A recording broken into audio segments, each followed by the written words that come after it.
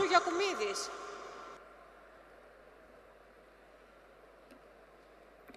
Συντρόφισσες και σύντροφοι, πρώτη φορά μετά από πολλές δεκαετίες διεξάγεται συνέδριο της αριστεράς και το κεντρικό ερώτημα είναι γιατί πάμε καλά.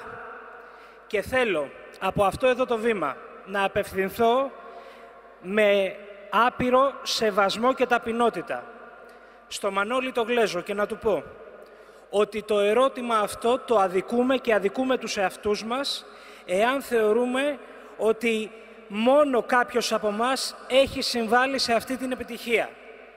Ο ΣΥΡΙΖΑ δεν έφτασε εδώ που έφτασε επειδή κάποια ξεχωριστή του συνιστόσα δικαιώθηκε. Καμία του συνιστόσα δεν δικαιώθηκε από μόνη της. Δικαιώθηκε η επιλογή της ενότητας, δικαιώθηκε η επιλογή της συστράτευσης, δικαιώθηκε η πρόταση συνεργασίας προς όλες τις δυνάμεις της αριστεράς. Δικαιώθηκαν οι κεντρικές πολιτικές μας επιλογές. Δικαιωθήκαμε γιατί έγκαιρα μιλήσαμε για την Ευρώπη των λαών.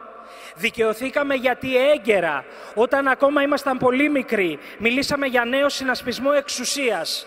Είδαμε εγκαίρως την απαξίωση στην οποία πήγαιναν Πασόκ και Νέα Δημοκρατία μέσα από την εφαρμογή του μνημονίου.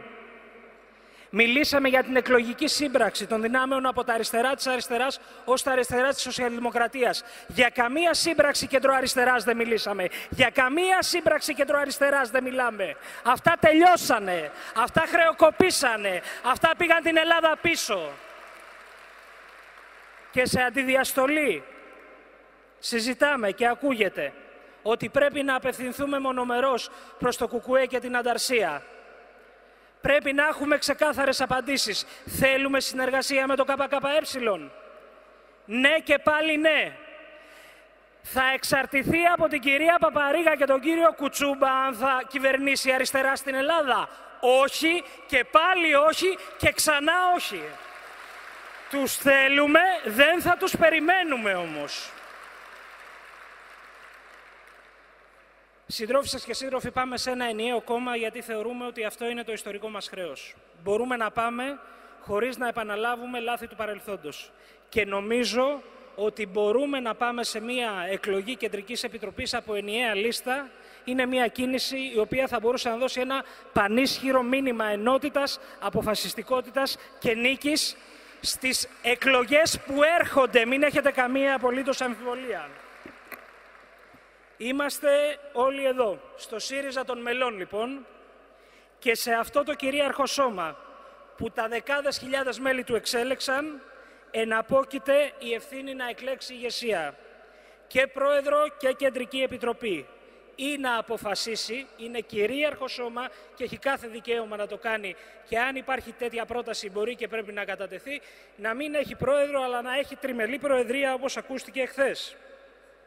Είμαστε όλοι και όλες εδώ, στο συνέδριο που μαζί αποφασίσαμε να διεξάγουμε, του οποίου τη θεματολογία γνωρίζαμε εγκαίρως. Και δεν ζητάμε ο ένας από τον άλλον τίποτα παραπάνω παρά την προσωπική και συλλογική δέσμευση στις αποφάσεις αυτού του κυρίαρχου σώματος. Από αύριο λοιπόν όλες οι εξουσίες, όλα τα αξιώματα αποδίδονται από αυτό εδώ το συνέδριο. Όλες οι πολιτικές υποχρεώσεις, όλες οι δεσμεύσεις μας πηγάζουν από αυτό εδώ το συνέδριο.